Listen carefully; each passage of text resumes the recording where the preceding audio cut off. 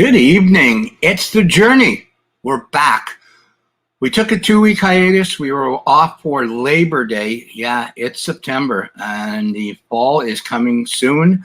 And then Brad Barco, my co-host and great, incredible human being, he had a little bit of a holiday. He was entitled to go away with his wife and see his new, I think it's niece or nephew. We'll ask him again. I can't remember. It was a little boy or little girl. He was in the Ontario area. We got a chance to sit down at the Eaton Center with Gooch and talk. It was great to finally see him after years and years and years. We got a great show today. One of my all-time favorites, Shayne Smith. You talk about a guy, determination, dedication. He has taken the reins and he's just run with it. And he's the guy that actually got me into sled hockey.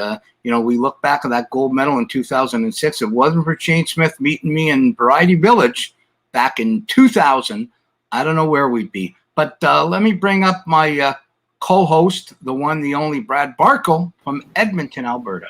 Hey, Bart. Rosey, it's a new nephew. He's 3 months old, Lucas, and just already stole the heart of Uncle Brad.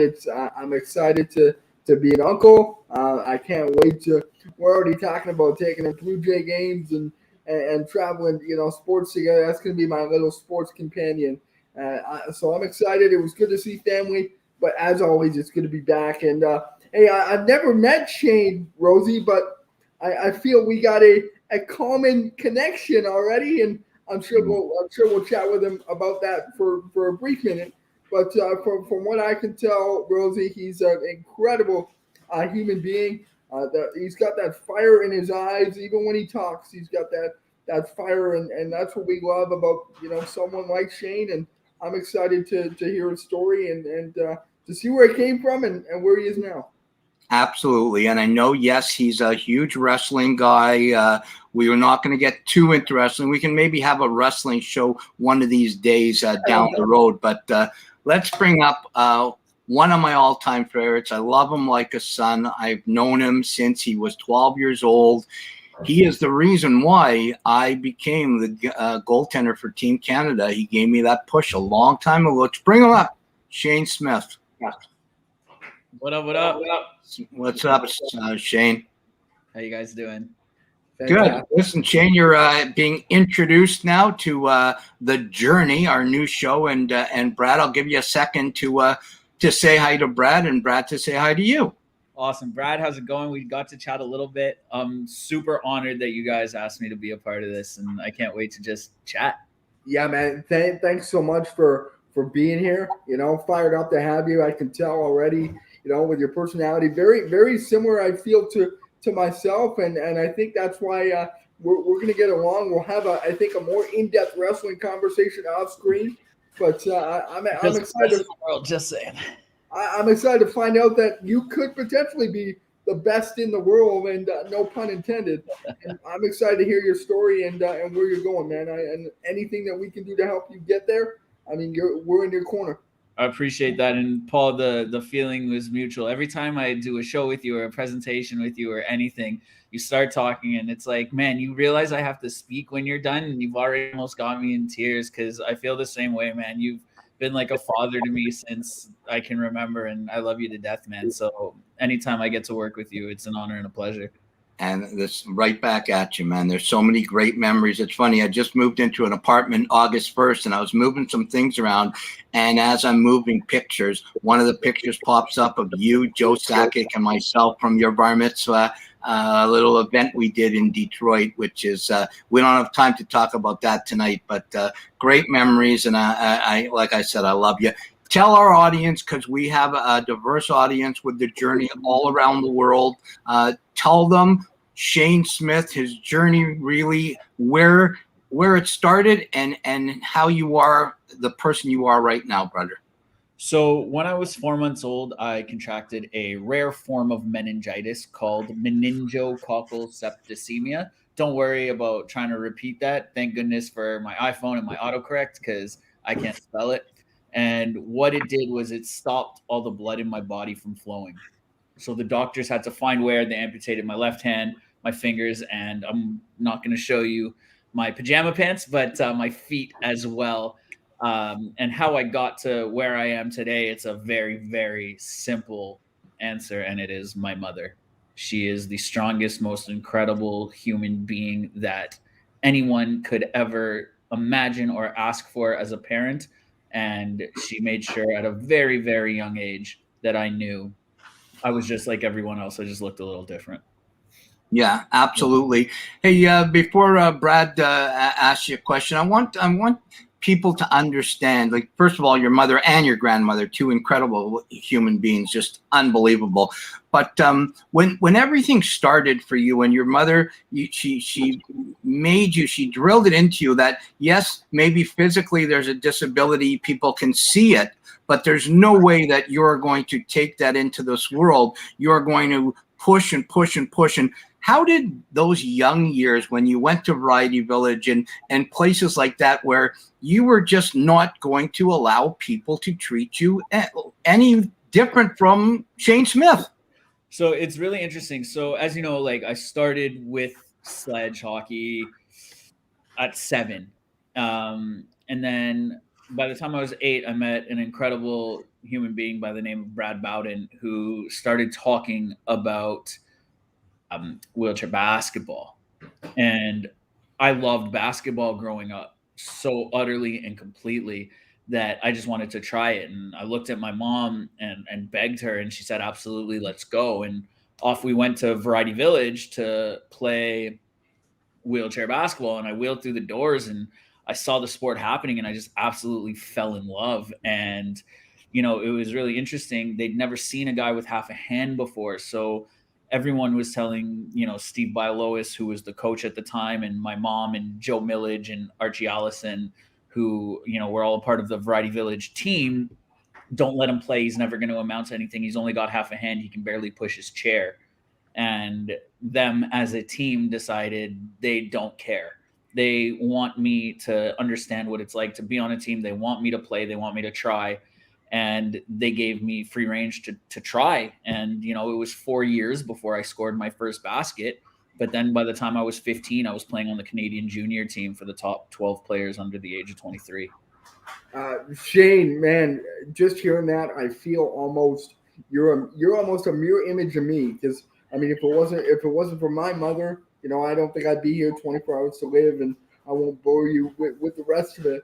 But really, my mom and, you know, stepdad really pushed me out to kind of be the person I am today, and don't let your disability hold you back, and all this stuff. But seeing when you, is that what motivates you to be better and better and better every single day? You just talked about wheeling through the doors and people already counting you out. I know I've experienced it. Paul has probably experienced it too. But is that where your fire comes from? Is that where the chip? Because I could tell, and it's not a bad thing. There's a little bit of a chip on you. Same with me. So is that where that comes from? Is constantly, you know what? I'm here to stay, and I'm here to leave my mark and pave my way. It's funny. So my kind of thing is I enjoy when people tell me, no, you can't, you're not going to, you won't be able to. Because in my eyes, and Paul will probably laugh because he's heard me say this and he knows in my heart I believe it, I'm better than you. I'm going to show you I'm better than you, and I'm going to laugh at you while being better than you at whatever I try. That's just who I am. So please tell me what I can't do. Please, I'm begging you, because I'm going to do it, and I'm going to do it better. Follow up to that, if I may, Rosey. Quick follow-up. Absolutely. You talked about 4 years. Correct me if I'm wrong. You're saying 4 years before you got your first basket. What was the thought process for you going with that? Hey, like, I haven't scored a basket in 4 years. So instead of getting down on yourself, or maybe you did get down on yourself, what propelled you to, you know, just keep practicing, keep getting better, keep, you know, until you finally did it, and then all of a sudden you're on the Canadian junior team, and here you are, you know, now in the pandemic, you know, representing Canada, and we'll get into that more. I'm sure Rosey will as well. But I mean, what was that like for you? That kind of gap of that 4 years of not scoring a basket? Yes, thankfully I was super young, right? Like I was 8 when I started, so it wasn't really. It was just enjoying playing, enjoying going out to practices and being with the boys and just having fun, right? And as you can probably tell, I'm a little bit of a brat, right? So like I said, you tell me I can't or I'm not going to be able to, I'm going to do it. And that's just who I am. And my coach, Steve Bialowas, realized that and saw that in me and saw that I was getting a little faster. I was getting a little smarter on the court and kind of realized, hey, if this kid can start to hit a shot, we might have a little weapon on our hands. So he walked up to me with the ball underneath his arm at the end of a practice one day and said, hey, like, just wanted to let you know when you first wheeled through the doors and, people said to me, he's not going to amount to anything. You shouldn't let him play.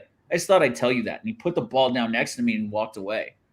Well, I stayed after practice for 3 hours that day. And I shot until I scored.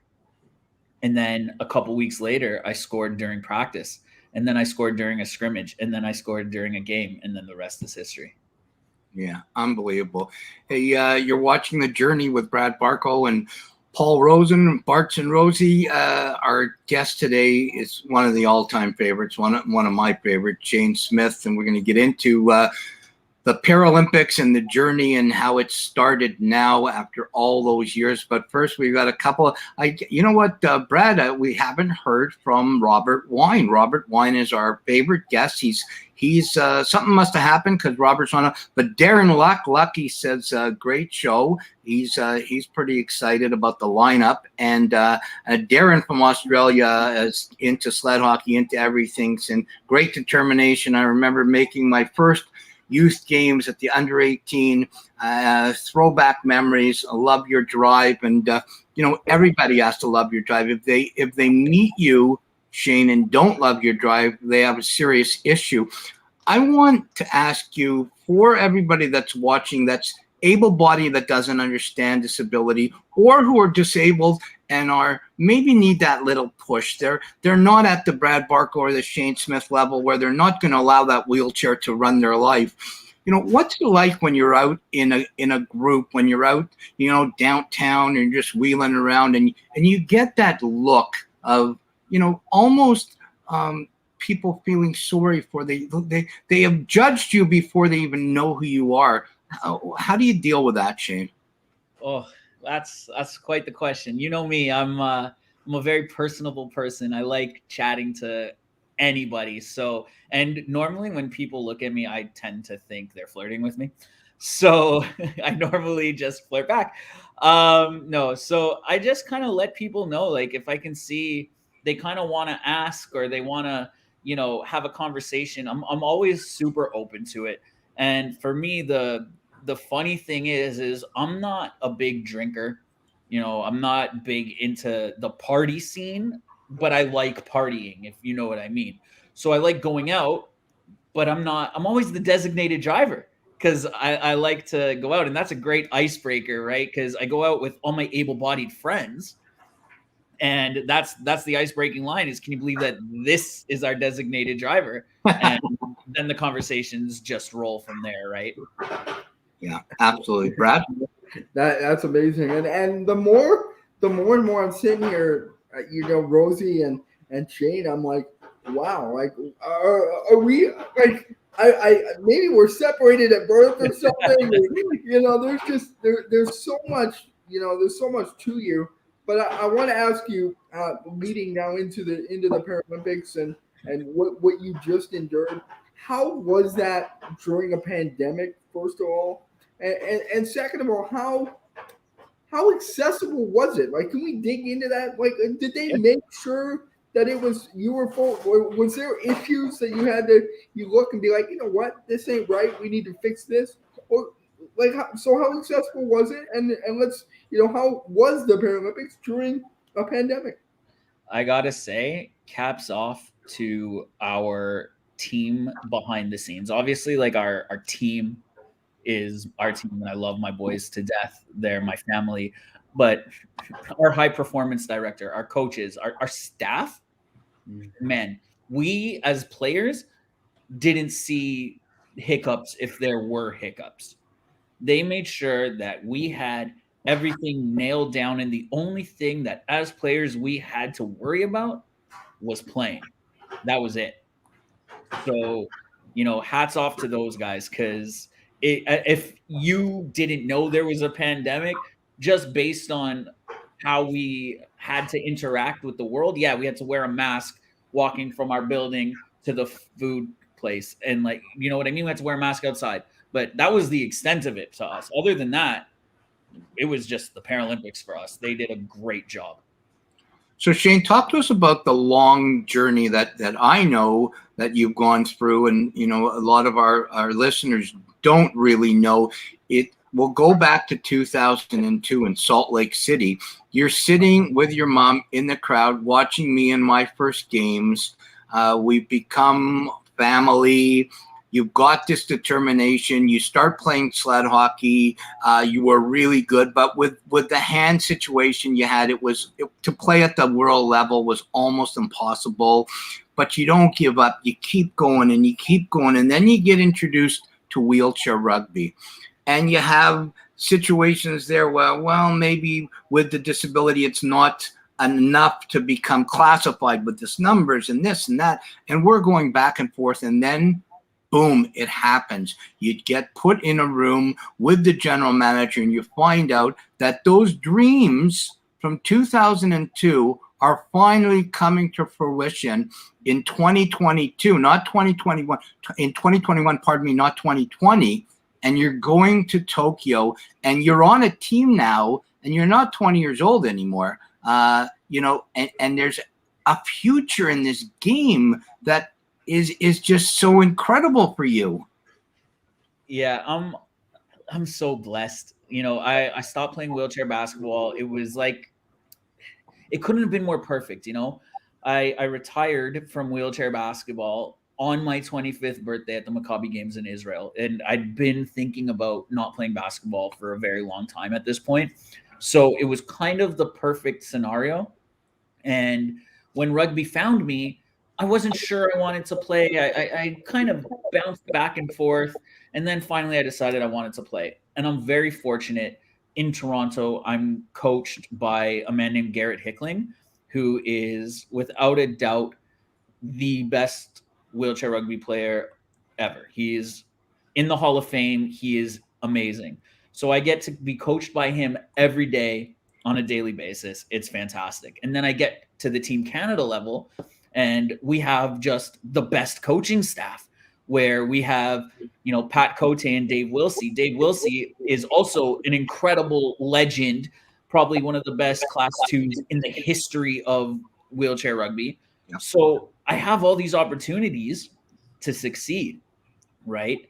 And here we are playing. And if I tell you, I've played on many, many teams in my life.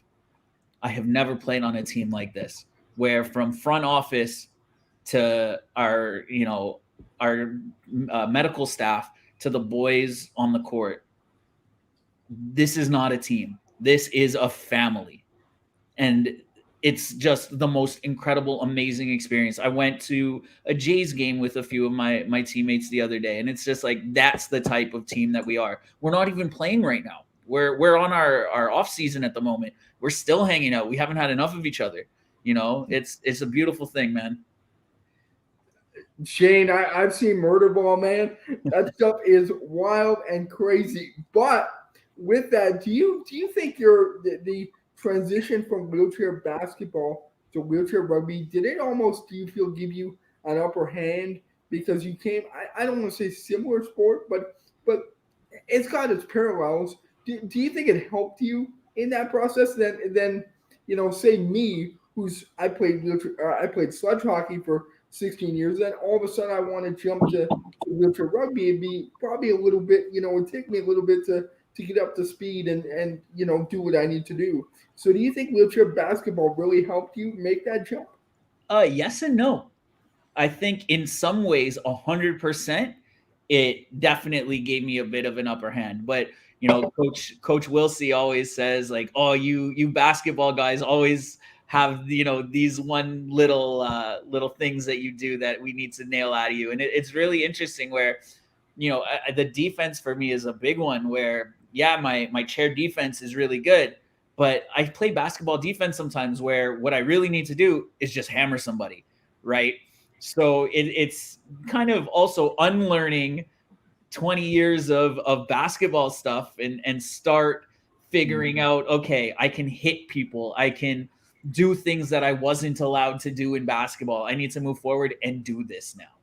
So it's really interesting because there's definitely parallels and there's definitely things that have given me a bit of an advantage and a bit of an edge, but there's the other side as well. I love it, man. Yeah. The crazy thing about sports for the disabled at the elite level is there's always that little, if you're a sled hockey guy, you got something to chirp to the wheelchair basketball guy. If you're a wheelchair basketball guy, you got something to the sitting volleyball guy, or the guy who throws discus, or the girl who's, on the women's sled team. She's going to say, it's the way it works, Brad, in this sport at the elite level. There's just always something to say. But I know Will's your leader. I've known him for years and years, and you talk about an absolute incredible Canadian.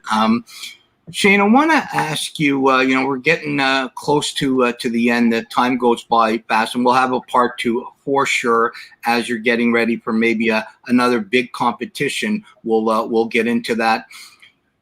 I know you really well, and I know your highs and I know your lows. What do you say to a young girl or a young boy that disability has just taken a hold of their lives, and they can maybe look at a Shayne Smith and look at a Brad Barker in that chair and go, that chair is nothing to them. Like, how do you get somebody to really embrace ability through disability? That is a great question. It's 2 words. It's as simple as 2 words. You're okay. That's it. You're okay.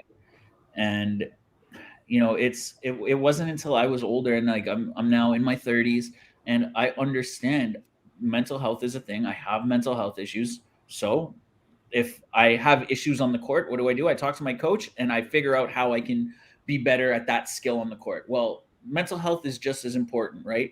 So I talk to my mental health professional. I see somebody now, because if I've got something wrong with my mental, it's just as important to train your mind, right? And there's nothing wrong with needing help, and there's nothing wrong with speaking to somebody. Mental health is a real thing. It's there, and it's not such a terrible thing to admit that you have mental health issues anymore, right? It's kind of normal now to admit that it's there. And for me, my life really turned around, and I started forgiving my dad, and I started being happier as a person once I started acknowledging those things. And once that side of my life started rolling and I started being okay with that, my sport life just fell into place, man. It's crazy how connected everything is. Yeah, absolutely. Hey, we have to go there. When people talk to me about the highs with Torino, but they also talk about Vancouver, we have to go there. You go into Tokyo looking like a medal contender. I honestly thought you guys were coming home with a medal. Things happen. It's just the way it is. You train for 4 years for 1 week. People don't understand that. That 1 week doesn't go perfect. You're not coming home with a medal. Talk about what happened there, the 5th place finish, and then the potential turnaround of 3 years instead of 4 in Paris coming up in 2024. Yeah, it was definitely heartbreaking. We definitely felt super confident, and we felt really good going into the tournament. We were playing our best rugby that we'd played as a team. And if you look at where we were 5 years ago compared to where we are now, you don't even recognize us. There were, common drills that we were struggling with 5 years ago that now we're doing crazy, intricate, different versions of those drills. So, we've really come a long way as a team. And yeah, it sucks. Obviously, no one wants to come in 5th. But I'm so proud to be a part of this team. And I'm so proud to have battled with these boys, with this family that I have. And damn right, in 3 years from now, and not 4, we're going to have another shot at it. And we're going to have different results. We're ready for that. And we're just going to be even better in 3 years than we were 5 years ago, than we were today. Then, it's just it's another chapter in our team's journey, and we're going to write it. Absolutely. Hey, Brad, you got a last word for Shayne as we come to the conclusion of the journey part 12? I see you got a guest behind you. That looks like, is that your cat behind you? Yeah, he made a this way. Yeah, he made a cameo. All right, cameo. Quick cameo. He loved Shayne's attitude so much. He wanted to come say hi. Hey man, thanks so much for doing this. Truly, I see. I don't compare. I compete. That's my mentality. But I see so many parallels between you and I. I can't wait to connect. I can't wait to chat more. We got some wrestling to talk about and catch up on. And hey, you're family now with the journey, and I can't wait to connect. This was awesome, man. Thanks so much. Thank you, man. Like I said, anytime I get to do anything with Rosey, I'm like beaming from ear to ear the entire time because I love him so much, and I feel like I gained a new brother in you, Brad, and I'm definitely super excited to connect and talk about some AEW and just life in general, man. So thank you guys. You know what, Shayne? We'll do a show in the next little while, next couple of months. We'll do an offshoot journey show that will talk about what makes an athlete tick, and obviously wrestling. I love wrestling too, but back before you guys were born, with Haystack Calhoun and guys like that. But you guys obviously have a brotherhood with CM Punk and some of those guys. We'll talk about that. Leave us with a last word, Shayne. What's up now in the off season, and what do you have to say to all the Journey listeners out there? Yeah, it's great, man. I'm enjoying my time right now. I'm spending time with my non-athlete friends and really kind of connecting with them because, as you guys know, as an athlete, sometimes you got to make sacrifices, and I'm lucky that my friends kind of understand that. And they're okay kind of taking not a backseat, but a side seat to my sport and letting me focus. So now that I've got some off time, I'm really focusing on my friends. And, my last words is no matter what anyone tries to tell you, you can or can't do, you might be told by someone in this world that you can do it. The sky is the limit. I hate that garbage nonsense because it's not. There's absolutely no limit to what anybody can achieve. And don't you ever forget that. You have to just change your mindset to wanting something to that you're going to have it. And with that change of one word in your vocabulary, there's no limit and you're going to have it. Couldn't have said that better myself. Shayne Smith, one of the best all time. I'm so proud of you. I know that it's going to be a different outcome in Paris in 2024. Keep working hard. We'll be in touch soon. And thank you so much for being a part of the journey. Absolutely. Thank you, guys. Take care, brother. Wow. Hey, Brad, pretty good, eh? Wow. I keep coming back to it, but I feel he's almost a split image of me. He's a little bit older than me, and same attitudes, kind of same mentality, that chip, and such a great story. It seems like very, like I said, similar with the mother and for me was grandpa. It wasn't so much, my grandma was there as well, but my grandpa too, and just a fantastic guest, and we'll see where he lands in 3 years in Paris. Yeah, 100%. And I know his family very well. His mom and his grandmother got to be very close with him back at the beginning years when we started to become friends when he was 12 years old. And he was the guy that said to me, you still have your heart, you still have your brain, and that got me to get that drive to try out for the sled hockey team. But you know what, buddy? It's good to be back. We took a couple weeks off. We're going to have great guests coming up in the fall and the winter. So keep watching us. Watch for new content. Send us messages if you want. Send us, Darren from Australia. I love your work. Love your work, guys. Great guy. I love him. He's a new amputee and numbers. Just an incredible human being. I'm really wondering, where is our friend Robert Wine? Something must have come up. Robert, if you missed a show, just let us know that you're okay because you're a part of the family. Hey, Brad, let's get to our hero of the week. It's been 3 weeks. I'm going to go with Norm Bowden. Norm, good buddy, 80 years old. The original Winnipeg Jet was on our roundtable yesterday from Vancouver with Kerry Goulet, the Gooch. And Norm is doing a charity event this weekend in Vancouver for blood cancer. All the blood cancers, raised a ton of money. Norm Bowden, the original Winnipeg Jet. You are my hero of the week. Barts, yours. I'm going to keep it close, and because I'm coming out on vacation, my hero of the week is my 3-month-old nephew, Lucas. And I'm like I said, I'm so honored and so privileged to be an uncle and to be in his life and to watch him grow. Even in the week I was there, he grew so much and giggling and his little quirks. And I can't wait to be a major part of his life, hopefully a major influence.